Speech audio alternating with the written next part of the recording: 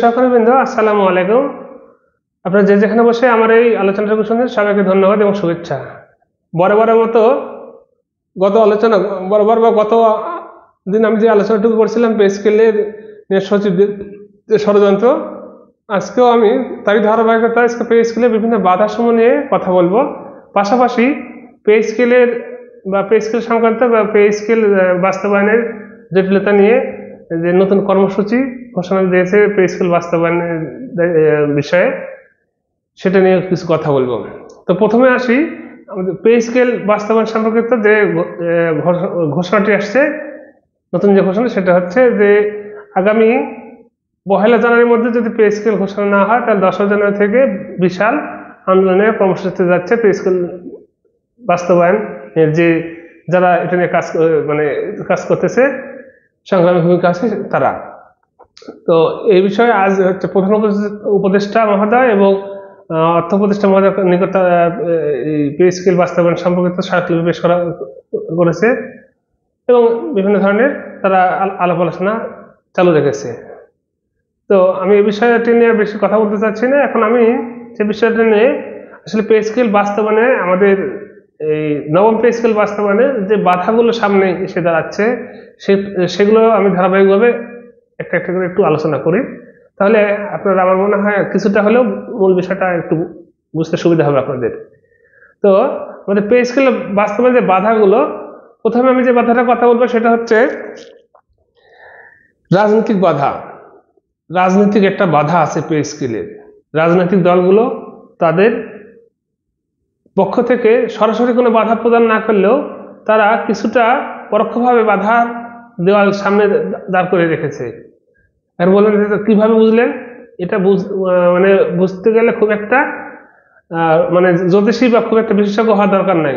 রাজনৈতিক দলগুলো কেন বাধা সৃষ্টি করতেছে সেটা আপনারাও, আমি বিশ্লেষণ না করলেও আপনারা বুঝতে পারবেন যে তারা চাচ্ছে না যে এই সময়ে পে স্কেল দেওয়া হোক, কারণ এই সময় যদি পে স্কেল দেওয়া হয় তাহলে রাজনৈতিক দলগুলোর ক্রেডিট নিতে বা বাহবা নিতে একটু অসুবিধা তাদের, অর্থাৎ এখান থেকে তাদের একটু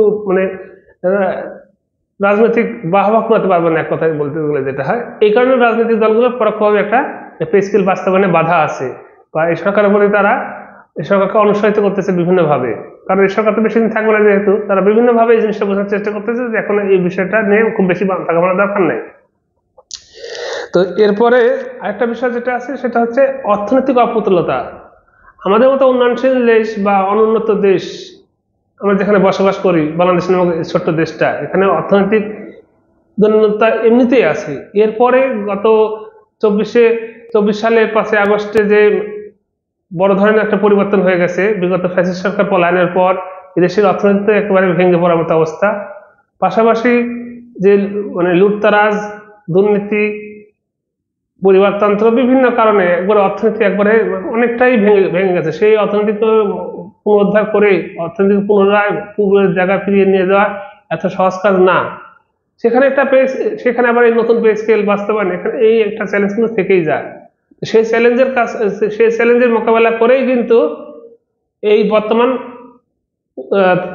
অন্তর্বর্তীকালীন সরকার একটা মহৎ উদ্যোগ, অর্থাৎ এদেশের লক্ষ লক্ষ প্রায় 15 থেকে 20 লক্ষ সরকারি কর্মকর্তা কর্মচারীদের মুখের দিকে তাকিয়ে কিন্তু এই পে স্কেল বা পে কমিশন গঠনের সিদ্ধান্ত নেয় এবং পে স্কেল বাস্তবায়নের দিকে তারা আগায়। এখন তারা হয়তো আরো কিছু বাস্তবতার মুখোমুখি হওয়ার কারণে তারা এখান থেকে একটু দিকে যাচ্ছে, নেগেটিভ মনোভাব প্রকাশ করতেছে। এই একটা বাধা, অর্থনৈতিক অপূর্ণতা একটা, এই কারণে অর্থনৈতিক অপূর্ণতা একটা বাধার সৃষ্টি হয়ে দাঁড়াচ্ছে এখন। এরপরে যেটা আছে মূল্যস্ফীতির চক্রাঙ্গানি। পে স্কেল বাস্তবায়নে একটা যে বিষয়টা সামনে আসে সেটা হচ্ছে আমাদের মতো দেশে পে স্কেল পরবর্তী সময়ে দেশের মূল্যস্ফীতি একটা বড় ফ্যাক্টর হয়ে দাঁড়ায়।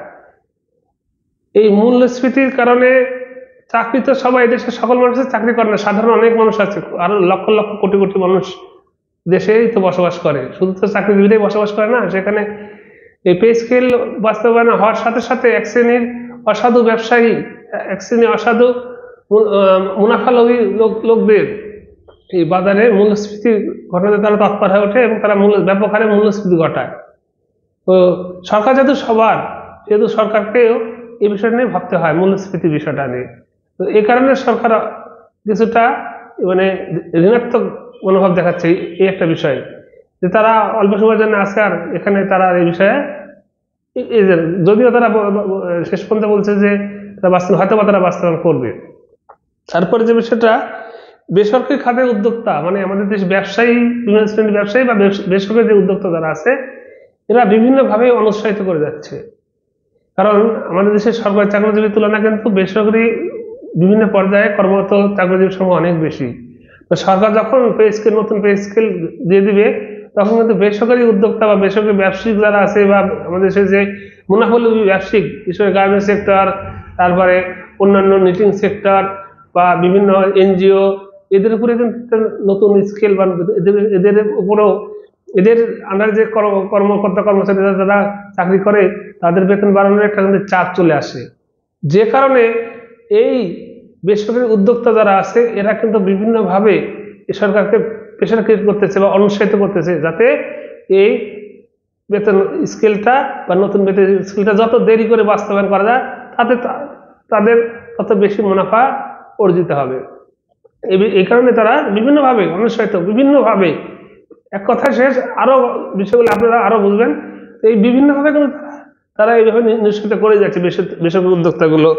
পাশাপাশি আরেকটা যে বিষয়টা, সাধারণ মানুষের যে দুর্ভোগের জায়গাটা, তো সাধারণ মানুষের দুর্ভোগের জায়গাটা বলতে যে বিষয়টা চলে আসে, যে আসলে আমাদের দেশে আমরা যারা সরকারি মানে জাতীয় স্কুলে অন্তর্ভুক্ত চাকরিজীবী আছি, এছাড়া কিন্তু অনেক অংশেই অনেক অনেক সংখ্যক সাধারণ মানুষ আমাদের দেশে এই অসাধু ব্যবসা যারা এই পে স্কেলের পরপরই বিভিন্ন তাদের প্রতি একটা বাজারে বা বাজার মূল্য প্রভাব খাটানো শুরু করে, যার কারণে সাধারণ মানুষের কিন্তু নাজেহাল অবস্থা।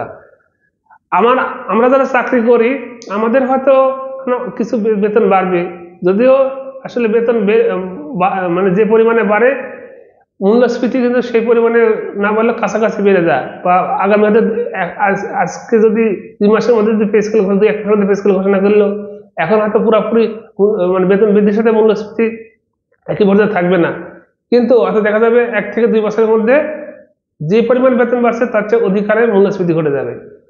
এই বিষয়টা সাধারণ মানুষকে কিন্তু অতি ভোগান্তির মধ্যে পড়তে হয়। সাধারণ মানুষের তো বেতন বাড়ে না, কর্মসংস্থান তো আর ওইভাবে বাড়ে না, সাধারণ মানুষের ক্ষেত্রে আয়ের উৎস তো সেভাবে বাড়ে না, সেই ক্ষেত্রে সাধারণ মানুষের একটা ভোগান্তির মধ্যে পড়ে।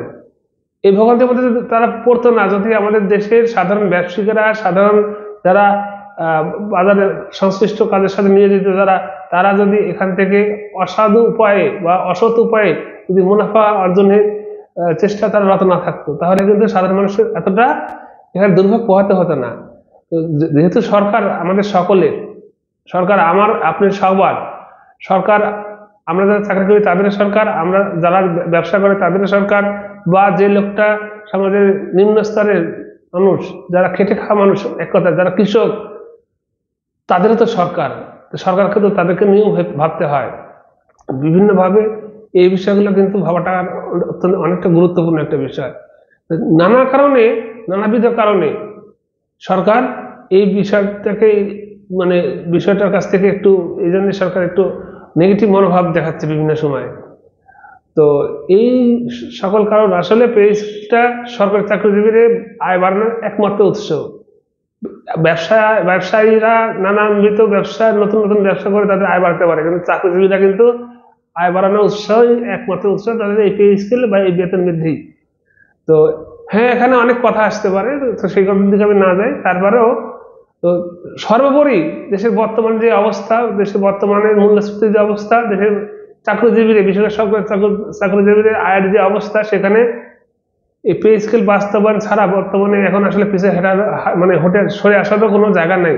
কারণ পে স্কেল, পে কমিশন গঠন হওয়ার পর বা পে স্কেলের মানে নাম চলে আসার পর থেকে কিন্তু বাজারে দ্রব্যমূল্যের ঊর্ধ্বগতি, এই বিষয়টা সরকারের মাথায় নিতে হবে। যে বললাম যে যারা চাকরি করি তাদের কিন্তু আয়ের উৎস বলতে এই চাকরি শেষে যে মাসের যে বেতন আমরা পাই সেটাই। এই নানাবিধ বিচার বিশ্লেষণ করে আগামীতে এই যে কর্মসূচি কথা ঘোষণা করছে, সেই বিষয়গুলো মাথায় রেখে কর্মসূচি তো আর মানুষ এমনি এমনি ঘোষণা করে না, বিপদে না পড়লে মানে শেষ ধাপে না চললে, দেয়াল পূজা ঠিক না গেলে তো কেউ কোনো মানুষ বিদ্রোহী হয় না। তো মাননীয় সরকার মহোদয় আকুল আবেদন, এখানে রেষারেষি বা এখানে কোনো জোর জবরদস্তির বিষয় না, বিষয়টা হচ্ছে মানুষ বিদ্রোহী কিন্তু তখনই হয় যখন তাদের পিঠ দেওয়ালে ঠেকে যায়। তো এটা মাথায় রেখে এই বিষয়টা 6 মাস আপনারা হয়তো বলতেছেন আগামী সরকার এসে দিবে, তো বিষয়টা এদিকে না দিয়ে আগামী সরকার আসার পর আবার নতুন কোন বিষয়গুলো সামনে আসবে তখন হয়তো দেরি হয়ে যাবে, তখন সাধারণ মানুষ আমরা যারা চাকরি করি আমরা অনেক বিপদের মধ্যে পড়ে যাব পরিবার পরিজন নিয়ে। তো এই জন্যে আপনারা যে কথা বিভিন্নভাবে বাস্তবায়নে যে বিষয়গুলো আসছে দরকার ধাপে ধাপে বাস্তবায়নের যে বিষয়টা আসছে তখন ধাপে ধাপে বাস্তবায়ন করা হোক।